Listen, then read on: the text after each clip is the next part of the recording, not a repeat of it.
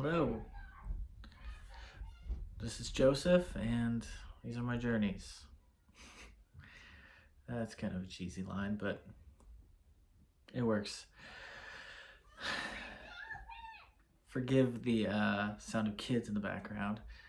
My kids are playing outside with some of their friends, and did not expect it to happen at this time. But anyway,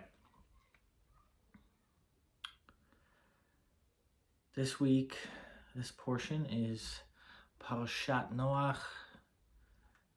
Starts with Noah and ends at the story of the Tower of Babel. And they're processing this. Someone close to me, one of my best friends, lost his brother recently, and that's kind of fresh. And then there's been the Israel-Hamas wars, and so death has been more real than it normally is in recent weeks, and death really sucks. Death is really bad. And I don't think we should downplay how bad things are, especially when they're curses. Like, the death is a result of a curse, right? Adam and Eve were not supposed to die. We weren't supposed to die. We're not going to die in the end after the kingdom is restored and the heavens and the earth are made new, as are we. We'll be given eternal bodies, irreversibly good and irreversibly alive. So that's been something I've been thinking about, where it's hard to deal with death, especially when it's close to you. But it's hard. I've grown up, my people close to me have had, just have trouble dealing with hard things in general, let alone death itself. And I get it. I'm not saying that those people are terrible people by any means, but I think it's important. It's become more important for me, especially my relationship with the Lord, to understand how bad the curses are. And that really helps inversely understand how good the blessings and how good it is to be released from the curses, and how good it will be to be released from the curses. I think it really can damper what Yeshua has done and is doing.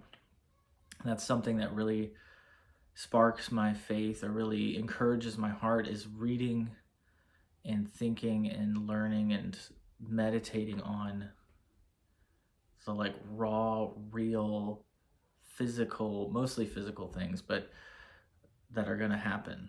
Like, there's this album that I love and I recommend, called Ballads of the Revelation, and it's written by, released by FAI Studios, FAI, Frontier Alliance International Studios, and the main writer is Dalton Thomas, and it's really been such an encouragement to my heart to hear. It has very just raw, real lyrics that really encourage my heart, and draw me closer to the reality of Yeshua and what he's going to do. And so, some of the lyrics are, he'll have a robe covered in blood of nations, tread like a winepress, of the fury of God. This is our hope. This is our redemption. And that connection of the wrath of the Lamb coming to the world is part of our redemption as believers. And it's part of it's not just that he saves me and makes my life better or more, gives me more peace or a supernatural peace and all those wonderful things, which are true and important and wonderful. It's that he's going to destroy all evil. And it's not a metaphor. It's not just a spiritual thing. He's going to destroy all evil. And that's really encouraged my heart. And I think there's the connection there of Yeshua is coming back to destroy, to end the great rebellion, right? This great rebellion that started in Genesis 3. Like, that's going to end, right? It didn't end at the cross. The cross was huge, irreplaceable, monumental, the most important of the most important. And so is his second coming, right? The most important of the most important, right? It's this conclusion to the cross, right? Which you could argue, there's more before that. It's this chain, right? But for me, I grew up in a believing home. I grew up with a lot of this language about salvation and how important that is, and how grace and these things, which are huge, but they're just the beginning, right? They're not the conclusion. And as I've grown older, those things have not been. They've grown a little bit stale because I've heard them so many times, and I need to refresh those things. That's something we should all do with these things, that keep them fresh in our hearts and ask the Lord to freshen those things. Something that's also helped me keep those things fresh is looking at the future and where are we going? What is the purpose of this? What is the purpose of the cross? Because it wasn't just to save us. It was to lay the foundation for having a body that's ready for Yeshua to come back, to prepare the way for the Father so that God can dwell on earth among men forever. Right? Because the cross alone, that just started that process. And then his returning is the completion of, like, okay, you guys are ready. The bride that's made herself ready. So in the midst of all that, grieving the loss of someone and not shying away from how terrible it is. Death is always bad. Death is part of the circle of the life. No, it's not supposed to be. It's not supposed to be. Death is not part of the eternal kingdom. Death will die, right? There's lots of songs that say, pet peeve, lots of songs that say Yeshua defeated the grave. True, he did win in a battle over the grave, and Yeshua will never die again. However, death is not defeated yet, and that's part of our hope. So maybe that's an example of, like, yes, the grave is defeated, but no, it's not. No, it's not. That's our hope.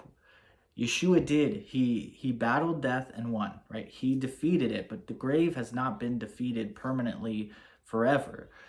That hasn't happened yet, and that's what I'm hoping for. That's why I want Yeshua to come back, because I want him to destroy all evil and all evil people and all evil things. And the final thing he'll destroy is death. And just to add a caveat here, just to clarify, Yeshua desires that no man perish. And my heart is to also have that desire, to also mourn the death of everyone, even if they're evil. But this is part of our hope that, yes, these people who are irreversibly evil, who have chosen not to follow the Lord at every cost and have given themselves over to the devil, to the father, to the bringer of curses, then yes, I will be sad that one of God's children is gone forever, but I'll be happy that the world will be purified when Yeshua comes and leads that charge, right? And yeah, so I think, I was talking to someone recently who doesn't believe the Bible's the ultimate authority, and they referenced the story of Noah, and they couldn't reconcile a loving God destroying, killing children, innocent children. And that is not an easy question to answer. But if we can see that as an effect of the curse that Yeshua is going to come back in reverse, like that strengthens my faith. And if God kills innocent children, well, that's a lot of presumptions there, that all children are innocent, or that killing them is always a bad thing, which that can open up a lot of doors, which I don't want to open up those doors necessarily.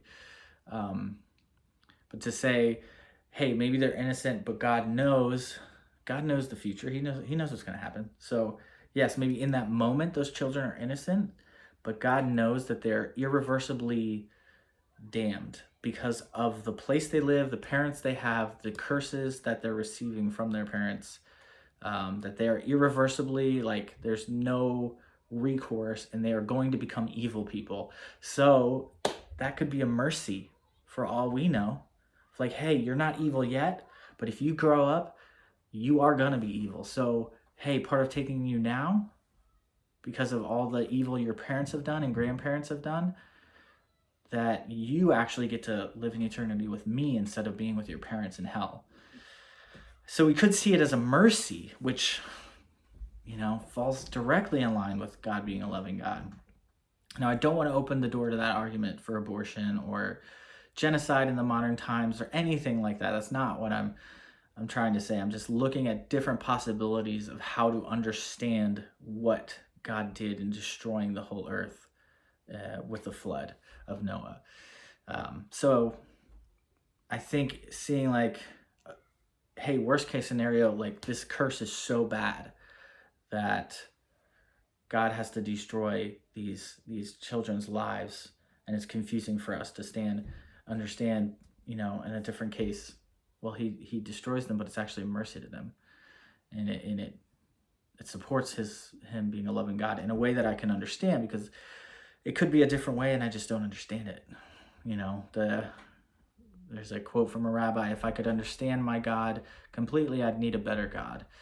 So anyway, I'm getting off track here, but these are the things I've been thinking about, and it's kind of where I'm at on my journey of just, like, let's not shy away from how evil is, because good is inversely good in that matter. So anyway, my name's Joseph, and this is my journey.